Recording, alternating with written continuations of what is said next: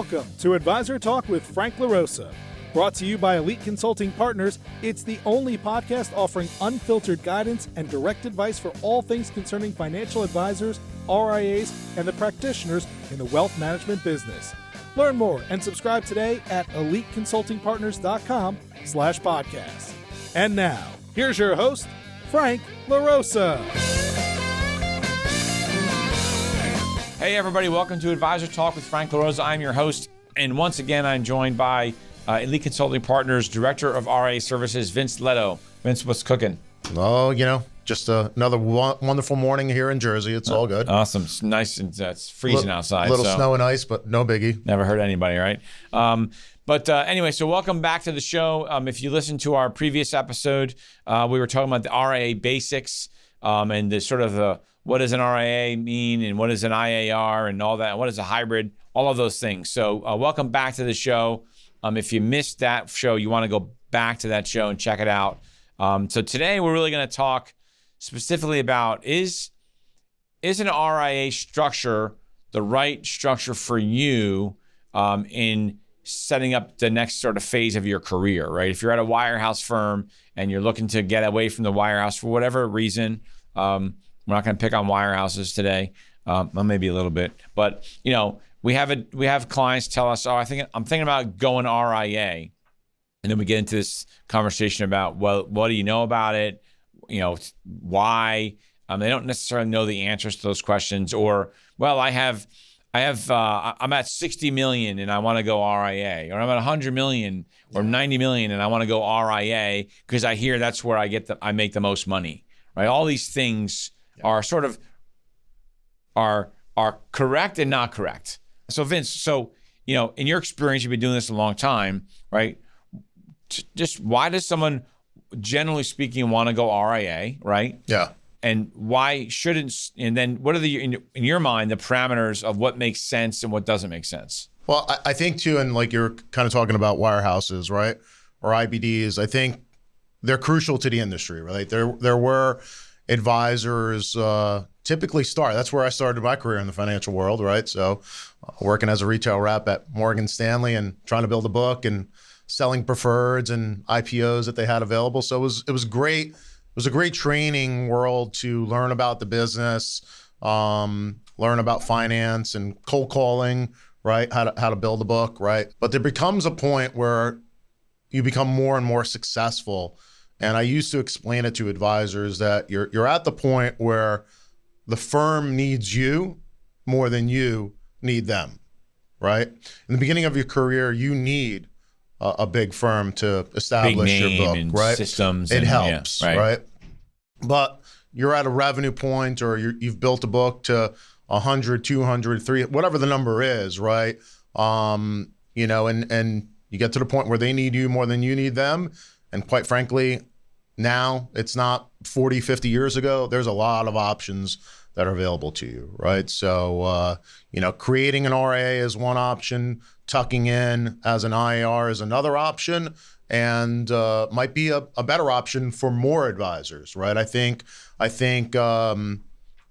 creating an RIA for the past 20 years has been a popular route. It's where the puck has been going. I think some of the changes in the industry with TD being out of the business, there might be less custodians willing to work with smaller state registered firms. And that might sound a little, I don't know how I would put it, but it doesn't sound great, right? It sounds like we're being a little... Well, some of the experience that we're seeing, candidly, with those smaller RIAs, now that they're all at Schwab, basically, right, is their service has gone down exponentially. Yeah, that's part of it, and I think it's business, right? And I think where there's no more ticket charges and the business has changed, the profitability to these custodians has changed as well, right? And that's something that, as an advisor, considering, do I set up, do I join? That's something that you need to be aware of. And if a business isn't profitable from your business, they can't afford to provide you good service. It's pretty simple, right? That's more or less what it comes down to. So it may, all things being equal, it makes 100% more sense to create your own RIA, have your own entity, right? But in today's world, that may not be the best option, right? You may not have a custodian that's really willing to work with you, really willing to service you. And quite frankly, you may not ever get to the point of resources that some of these larger firms are able to provide. So are you saying that, so if I'm an advisor and I have 80 million, 50 million, what's your advice to that advisor? Yeah. Right. If I'm an advisor or a team that has 300 million, right? Not quite a billion, right? Not 300 million, that's not close to a billion. At what point do you feel like, yeah, you have the economics and you have the scale to really make opening and starting your own RIA really worth it versus the conversation about, you know what, maybe tucking into a larger enterprise is the right way to go? In your mind, what are those numbers? I think there's different strokes for different folks, right? Advisors that want to be left alone, regardless of how much they manage, should probably set up their own RIA and do it their own. If they don't get along with others, et cetera, that could be a problem, right? But there's there's guys that manage 80 million and 700 million that decide to tuck in, right? And there's good reasons for both to do so. Like what? I think so hypothetically, let's say you're an RIA today, you have 80 million bucks and you custody with whoever you custody with. You may have a junior partner and you think that junior partner is your succession plan. A lot of advisors do. Some don't even have a junior partner to be their succession plan, right? And most other advisors don't even have a buy-sell agreement with anybody else as a fail-safe in case something happens to them and they need to exit the business, right? Successor. And it's kind of odd in a business where you're planning your clients' wealth and their well-being, that this business that you built is worth something and you don't have an insurance policy on this business. That is the oddest thing in the financial world. That is all too common, right? So I think for the advisor that's got 80 million, has a junior advisor, maybe they're 35 years old or 40 years old, whatever it may be, that $80 million book might be worth $3-4 million, right? So if you need to sell that practice, how is that advisor who's 40 years old going to be able to afford to cut you a check for that amount, right? Is that going to be the best experience for the clients that, for this book of business that you've built for the past 30, 40 years? Is that really the best experience for you? And again, there's options available to you, right? That $80 million advisor that has their own RIA is now considering more and more, do I tuck into a larger firm that gets me more resources, maybe takes some labor or work off of my plate, and now I'm affiliated. I absolutely have a contingency plan. They have money to cut me a check any day I want to, exit this business, or cut me a partial check. I might sell 40% of my revenue stream and continue to work for the next 10 years, right? But taking workload off their plate so they can go out and just focus on growing their business. Because I think one of the surprises that I've seen a lot of advisors make, or they don't make it, but they look back after a couple of years and realize it was made for them. Yeah. And they went from being a financial advisor working with their clients to being a compliance officer, right? Where a large part of their day is spent on operations and compliance, and they're wondering why they're not growing their business as fast as they used to. Yeah. So, that's when we talk about tuck-ins, that's one of the ancillary benefits, or one of the main benefits is that you have the ability to then grow your business faster, because now you get to spend time with what made you successful in the first place. Yeah, I think, so the existing RIA that doesn't really have a backup plan, et cetera, or not a solid backup plan, is looking towards the tuck-in solution. Do I tuck in, take some stuff off my plate, have that backup plan immediately in place, and provide more resources? How do you grow your business in that type of structure? Well, those firms that are multi-billion dollars are looking to go from 2 billion to 10 billion, right? And typically they'll have an agreement with us, right? Some of them have an agreement with us where we're referring advisors to them. And if that advisor is in your backyard, that big tuck-in firm might be looking at you as a resource to help that advisor move to their entity, right? So that's a little bit of a side business that could happen there, right? So that could be appealing there. The advisor teams that are leaving, your Merrill Lynch's or your wirehouses, et cetera, they might be $700-800 million and decide, you know what, maybe creating an RIA is not right for me. And I always use the analogy, I could go out and buy a piece of property, and I could build a house myself. And I'm going to save a lot of money if I hire the mason, the framer, the plumber, the electrician, right?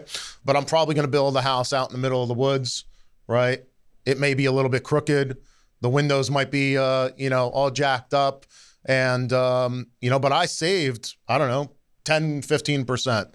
And that's kind of the difference where I could go out and buy a house in a community that's built. It's got a community center, everything along those lines, but I'm paying for that, right? And or the same analogy, you're the general contractor, so you're dealing with the carpenters, the plumbers, scheduling. They're not showing up. They go to a different job, so you got to get somebody else, or they didn't do the job right. You got to bring somebody else in. Yeah. You're dealing with all that stuff versus hiring a general contractor who has their guys. Yeah, and so I focus more on the money aspect of it, right? So because advisors, typically they're going to look at, well, what's this going to cost me, right? That's kind of like a driving force in their thought process. What's it going to cost, right?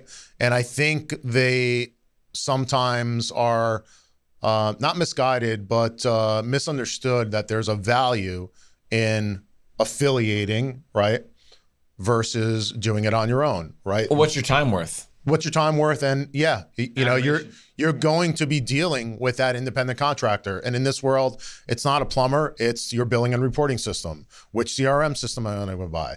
Am I going to sign a 5-year lease or a 10-year lease, right? Like, what am I going to pay per square foot? I don't know if I'm getting a good deal. I have no idea, right? So a lot of these things kind of come into your business decision-making process, which eats up your time, which eats up your productivity, right? And at the end of the day, you may say like, yeah, I got 100% payout and I kept more money in my pocket, right? Reality is that, if you take a firm that you could affiliate with and gives you hypothetically an 85% net payout on your business, right? They're not making 15 points off of your revenue, right? There's look at it this way. If someone's saying your payout's 85%, and these are real world numbers, we get into details, right?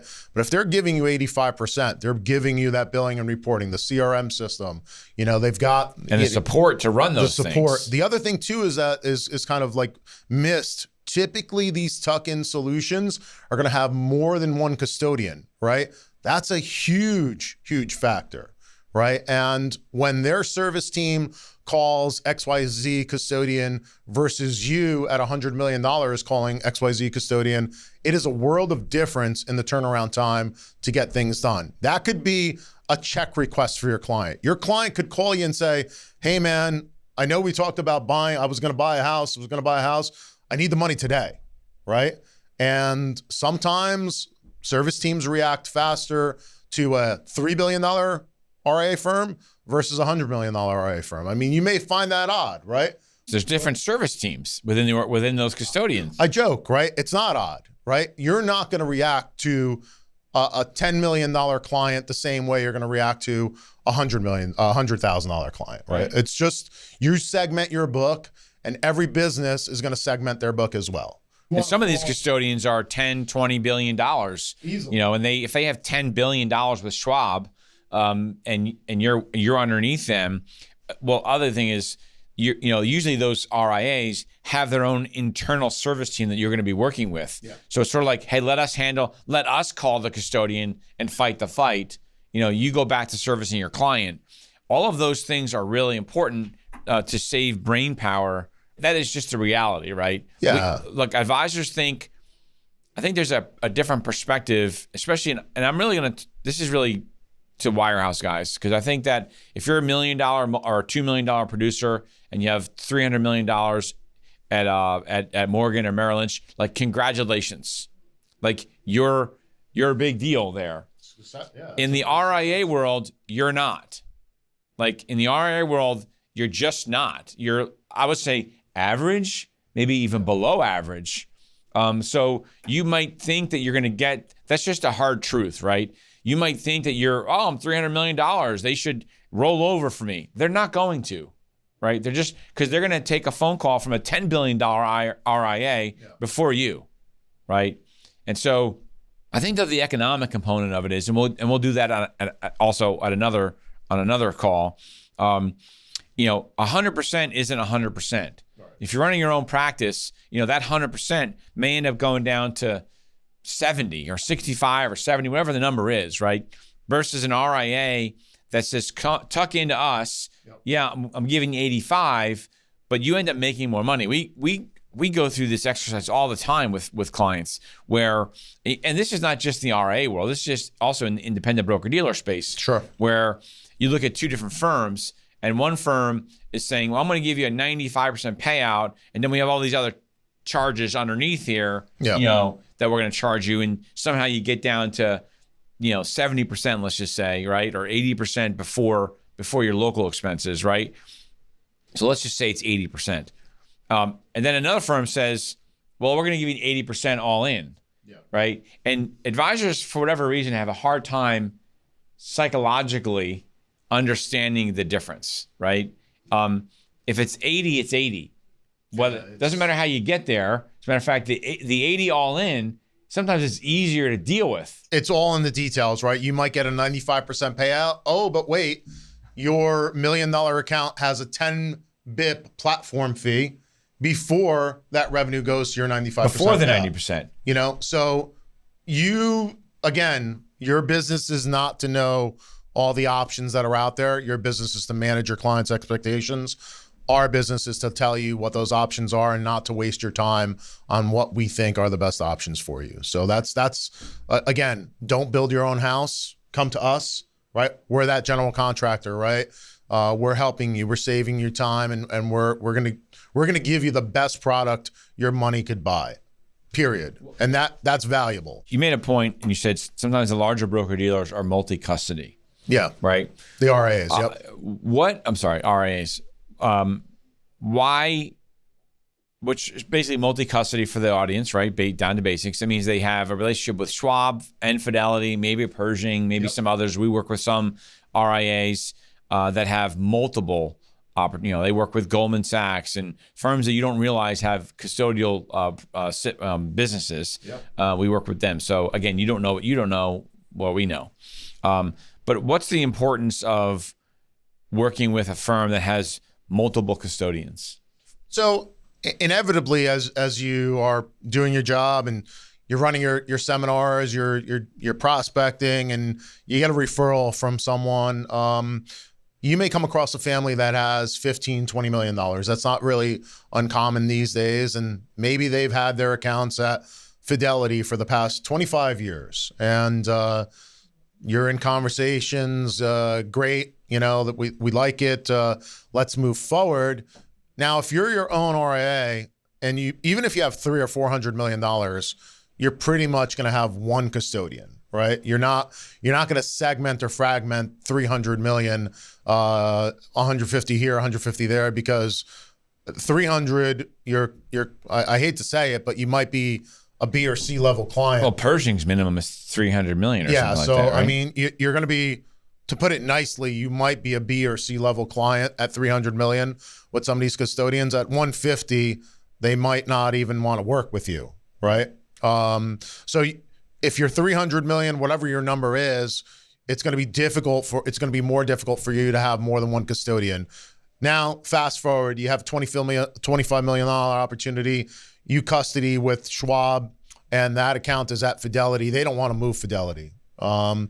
If you're part of, they're like, we love you, but we don't want to leave Fidelity, let alone go through the ACAT process and all that stuff. If you're tucked in under a multi-billion-dollar RIA, they're going to have a relationship with Schwab, Fidelity, Goldman, and you're going to call your contact and say, hey, man, I need a rep code with Fidelity. I'm taking over an account. Can you get that set up for me? And by the power of their numbers, that's an easy decision. That's an easy call for them, right? So you're saying that the client doesn't have to, so when they get a rep code, what happens with that account? at Fidelity. Basically, if they're at Fidelity Retail and you have the ability to get a rep code on the institutional platform, Institutional Wealth, they're basically journaling that account internally. They're not ACATing that account to Schwab or Pershing, et cetera. So does the client get a new account number? Typically they don't. Sometimes they do, sometimes they don't. It really depends internally what their systems are. But long story short, it's an internal move. It's a letter of authorization that says, move my account from so-and-so to so-and-so, and that's that. So you as the advisor get to say, listen, no problem. Leave the accounts right where they are. I'm not asking you to move the accounts. Leave them at Fidelity, and I can then take over as the advisor of record, right? Don't say rep of record. They don't understand what that means. Yeah, and say advisor of record. Just envision this, right? These bigger opportunities that you're going to come across, right? There might be a trust. It might be an LLC account, right? That could be a lot of paperwork to move from. It could be a corporate account where there's 5 officers and you got to have all 5 officers sign off on them and they're traveling around the world, and good luck transferring that account. Yeah, so I mean that client may start to get like some real agita, like thinking about, oh my God, like you want me to go and get a signature from. I have 22 accounts with Fidelity. Yeah, I mean that's a big underestimated power of affiliating with a larger tuck-in. I'm just thinking sometimes the family has like multiple family household accounts, especially in the 20, 30, $50 million range. Yeah. And they're like, well, that joint account is with my sister and I'm not really talking to her right now, so I'm not really going to go. Yeah. Right. That's never happened. That's never happened. I mean, but that is a real situation that you look at it and say like, well, I'm going to set up my own RIA. I'm going to keep all of it. It's mine. And I'm going to get 100% pass through, but you're really selling yourself short. Right. I wouldn't say you may be. Right. And I think if you've gone the decision-making process, say like, look, the wirehouse world, the IBD world is not for me. I want to learn about creating my own RIA. Well, then secondly, you should also be learning about, is it wise for me to tuck into a multi-billion-dollar RIA versus creating my own? I was working with a client and large client. They have a number of large. My client has a number of large clients, investor clients. One of them is north of $1 billion. And they have a lot of accounts everywhere. And this particular advisor just is in that high net worth space and has a lot of, I'll just say in his circle, right? A lot of folks that have accounts at Goldman Sachs, right? And the firm that he's at today, he can't handle them because they don't want to leave Goldman.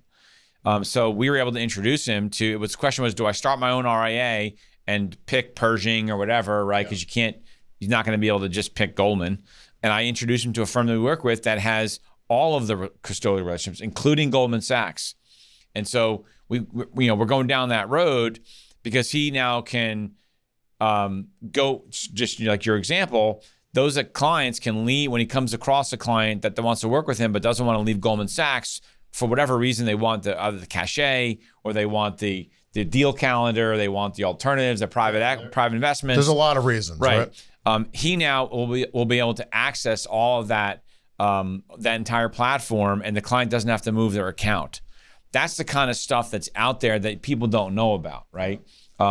People don't know that Merrill Lynch has a custodial relation, a custodial agreement. I had no BS. UBS did custody for RIAs until I got here. Right. So it's you'd be surprised because here's the big thing people don't understand. If you're at a UBS, Morgan Stanley, where Merrill Lynch, it doesn't matter what firm, right? You actually have a broker-dealer license and an RIA license. Like they have, you just see it as one platform. They actually have both platforms. They have a broker-dealer and they have an RIA. They're a hybrid. They're a hybrid. You just don't know it, right? That's like the big secret. But look, I think that there's a lot that goes into is owning, I almost said being an RIA, right? Because again, you're not an RIA is like a corporate entity, right? It's like an LLC or an S Corp, right? It's a corporate entity. You are an IAR underneath your RIA if you own your own RIA, right? Or if you're an IAR underneath somebody else's RIA. Correct. But the reality is there's a lot to take into consideration when you're making this move, right? Even more so than if you were just going to go from a wirehouse firm, Morgan Stanley. Again, I'm not picking on Morgan Stanley. I'm just wirehouse firm, right? Wells Fargo, doesn't matter. going from there to going to an independent broker dealer like an LPL or Raymond James or Osaic or whatever it is, Cambridge or Commonwealth, or you name the firm, right? There's because in those decisions, all of the tech, all the systems, the billing, the reporting, the compliance, all of that stuff's sort of done for you. There's no decisions that you have to make there. When you're going to an RIA, there's a lot of decisions that you have to make. And a different, depending on the direction you go, there's more decisions than others. Yeah, that's and I think one aspect that we touched earlier, but we didn't really get into, is the DBA aspect, right? Like that where you could create your own RIA, that's your own brand 100%, right? And there is everything that we discussed, but really the hybrid or kind of the tuck-in solution, not the hybrid, but the tuck-in solution gives you sort of the best of both worlds, right? You don't have to start your own business and worry about everything that goes along with running a business, not just managing your clients' expectations, but most of these larger, well-known tuck-in providers are going to allow you to do a DBA. And that gives you the best of both. So you market yourself as whatever you'd like. I want to be Vince Wealth Management, and I'm operating as an IAR under someone else's corporate RIA, right? And that's sort of the best of both worlds. I didn't set it up, but I'm still hanging a shingle with my name on it, right? And quite frankly, your clients may not know the difference, right? Or doesn't need to know the difference. So that's powerful there. And most of the time, these larger DBAs or tuck-ins they're going to allow you to manage money as you see fit, right? Most of the times, not all of them. Not all the times, right? Some of them are going to have their own models, but some of them are going to allow you to act as rep as PM if that's what's important to you. In the interest of time, I want to just talk about one other thing, because I think we've missed a scenario in which you decide, listen, I get the whole tuck-in thing, understand, I want to do my own thing.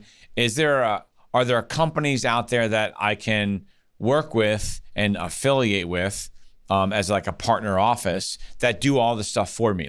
And as an example, a firm like Dynasty Financial, right? I've known them for a long time. I know Cheryl Penny, who's the founder of that firm. We worked together, Smith Barney, for many years.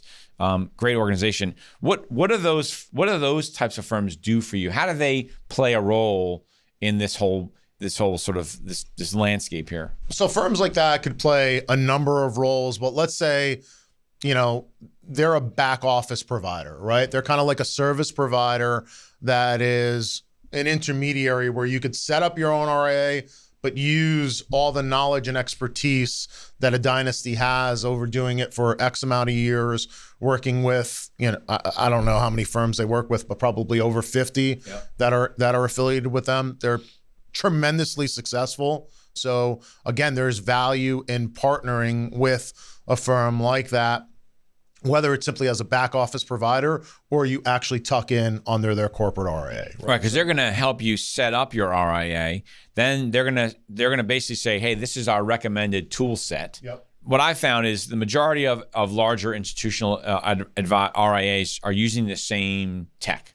Yeah. Right. So it's like, hey, listen. It's only so many names out there, really. Right. So it's like, what are the majority of your most successful partner offices using? And I'll just use that. Right. Like, you don't need to recreate the wheel. But they, what I found is firms like that, and there's some others that are out there that provide the sort of middle and back office. They help you process stuff. They help you with billing. Yep. They help you set all that stuff up. You probably still need to use an RIA consultant, like one of the top law firms out. There's a couple of law firms out there, Laxton Neville, Hamburger Law Firm. There's a couple of really good ones out there that we recommend typically.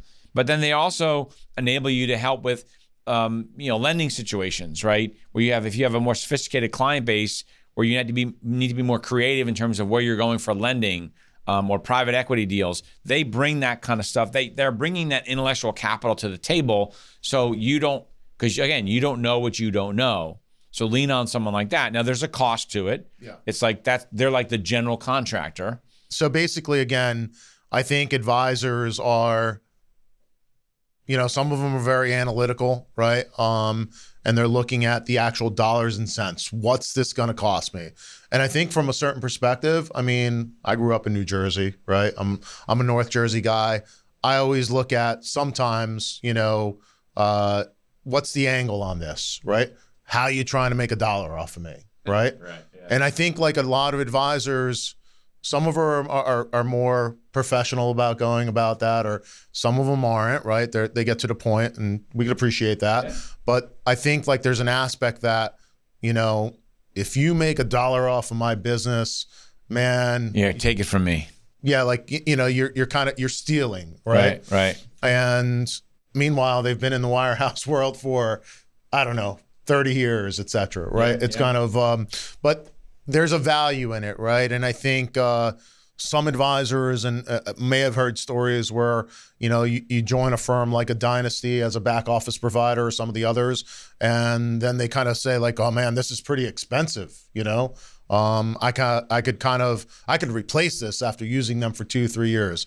And I think I've heard 1 or 2 of those stories, right? And I think you might be able to replace it, but you're definitely not doing the same level of work. You're not adding the same level of professionalism, and you're not giving your client the same exact experience. And there might be a situation where, again, we might refer someone to a Dynasty that's in your backyard that has $150 million, doesn't want to create their own RIA, needs office space, right? Right. And you're missing out on that opportunity. And if you think those opportunities aren't real, you haven't sat here for every a week. month or 2 like I have, and it's pretty busy here, right? And there's opportunities that pop up every single day. They may not be exactly in your backyard, but one day they will be, and that's a big value add. But what happens there is, and we come across these opportunities all the time. We have we have a fairly robust M&A business. When you come across a seller, right, they're going to look at your business, right? Whether it's a newly found RIA, right? They're going to look at your business. They're going to start asking questions about your service model and how much support do I get, and what's your technology. And if you don't have that stuff buttoned up, and you're $100 million or $200 million, and that seller is also looking at a firm. And we'll stay on the Dynasty thing for a minute, right?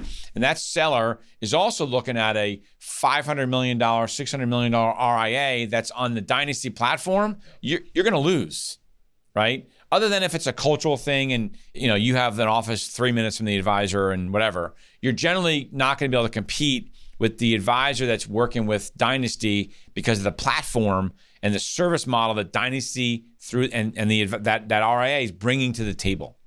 And that's the kind of stuff. So when we talk about strategically thinking about what you're trying to get accomplished, you need to be thinking about where you are going.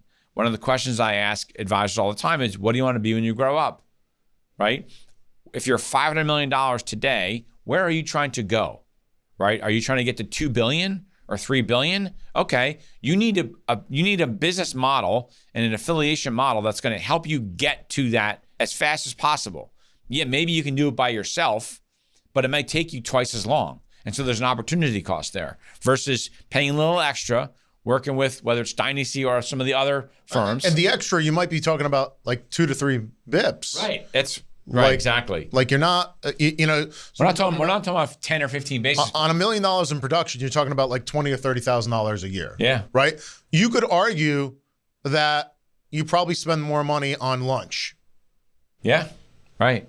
Golf and whatever, yeah. Yeah, I mean, it's kind of that's where I think advisor here is, that's $30,000 more. I can't do that. Well, again, I think like there's maybe a little bit of coaching that needs to go through that. That I think again, advisors are kind of like thinking you're digging into my pocket, a little bit, right? It's a negative connotation, right? So the way as I'm learning as a business owner, right?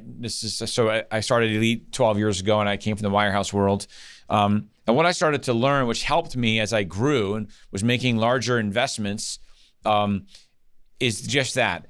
I don't look at expenses or things that I'm paying for in the business as an expense, right? As this is the cost of what this is going to be. I have to, whatever. I'm hiring people. It's a cost. Yeah. I look at all of those things as investments. Yep. And so if you have if you take that perspective in when you're writing a check for something, for technology, if it's going to be $80,000, it's not an $80,000 expense. It's an $80,000 investment in the business. And what are you going to get from that investment? That's what you have to look at with everything. So if it's going to cost you, I'm just picking a number, $200,000 or $300,000 to be affiliated with Dynasty. Again, we're going to just stay on that line. That's what it's going to cost you. It's $300,000. That's an investment in your business. So what are you going to get? What are you getting for that investment? Yes. And what's the return on that investment going to be? Versus, it's an expense and I'm losing money.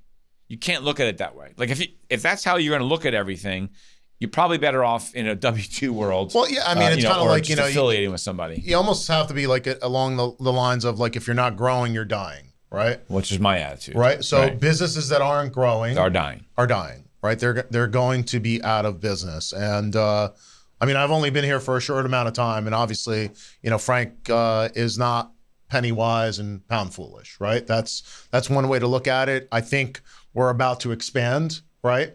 And it's all a mindset. It's really a mindset that you can do it, and believe in yourself. I think there's there's different thought processes. Not everybody's out to get you. There's a lot of good opportunities for you, and general premise is, again, you've built a really successful business. And there's different ways to manage that business going forward, and the other adage is, obviously what got you here is not going to get you there, right? And that's, the world is changing. There's no doubt about it, and you could change with it, or it's going to change around you. Yeah. So anyway, if you want to have these kind of conversations specifically about your not business, but your direction or your future business, the best thing to do is work with someone like Vince, who's been doing this for a long time. We know, I'll say we know where the bodies are buried, right? But we know what's going on. We are agnostic in terms of the approach that we take.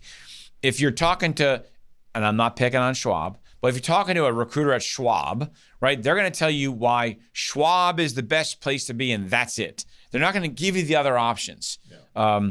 So we're here to sort of guide you along this path so that you don't make mistakes, because we've seen, and Vince has seen, especially in the RA space, we've seen those mistakes being made by other people. And so why not learn from that experience, right? Why not learn from Vince's experience or my experience or somebody here at the firm, that this is all we do all day long, right? It's why your clients work with you, because all you do all day long is worry about their investments and worry about their retirement plan, worry about their goals and their estate plan. That's all you think about. That's all you do. That's why you're awesome at it. Well, that's why we're awesome at what we do. So if you want to have a conversation, you can give Vince a call at 201-723-5934. Or email is going to be Vince Leto, VinceLeto at eliteconsultingpartners.com. I think the main premise, though, is, again, remember, your firm needs you more than you need them. If you're open to a conversation, open to a change, we'll help you explore those options to you. And the nice thing about, the reason that I'm here is, I worked at TD. I was a Schwab employee for a minute or two. I worked at Axos. I worked at Raymond James. I think we have a real good handle on what's available to you out there. And there's good aspects for each one of those firms. There's a couple, maybe I wouldn't call them pitfalls, but things that you need to be aware of each of those firms as well. We don't represent any one of them, right? Individually, meaning, but we could introduce you to pretty much all of them, right? And that's how we're helpful. We're agnostic in that respect. And realistically, we want to help you cut to the chase as you're entertaining this as a change for your business. And we want to provide solutions that we think, based on our knowledge and experience, that are going to be really good for you and your clients. So listen, thanks a lot for joining us. If you have any questions, you can shoot Vince an email. If you're new to the show, we hope you liked it. If you are a continued listener, thank you very much for listening. The only thing we ask is you forward this to someone that you know, share it with somebody. We don't advertise. I've had vendors want to come on advertise and put on commercials, and sort of not interested in doing that. So all I ask is you forward this to people. We're trying to do good. We're trying to educate the industry as best we can. Don't forget to check out my Instagram account, which is franklarosa.elite. We have some great content on there. Some of it's industry specific stuff. Some of it is just motivational content that some people need to hear on a daily basis or something. But there's great stuff on there. We appreciate it. Thanks for listening, and we'll see you next time. Thanks for listening to Advisor Talk with Frank LaRosa. If you're looking for more advice or solutions on any topics in the financial services industry, or you just want to subscribe to our podcast, head on over to eliteconsultingpartners.com/podcasts.